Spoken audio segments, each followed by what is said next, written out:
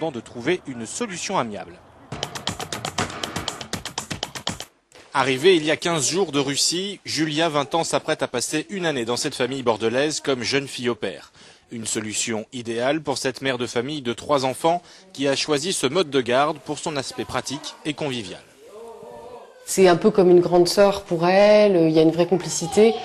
Je trouve que c'est plus sympa. Et puis encore une fois, elle est toujours là. Donc moi, si j'ai une fille le matin qui a de la fièvre, qui ne peut pas aller à l'école, bah moi, c'est pas de souci, hein. Les principales missions de Julia, chercher les enfants à l'école, les baigner et les nourrir, soit une trentaine d'heures de travail hebdomadaire. En contrepartie, elle est nourrie, logée et touche 80 € par semaine.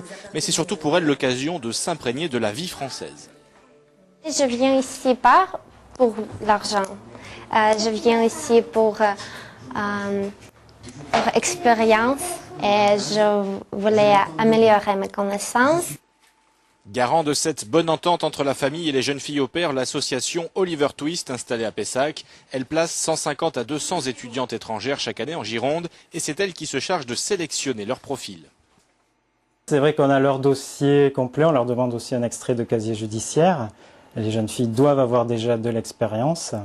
On a aussi des références de leurs professeurs de français, dans la mesure du possible.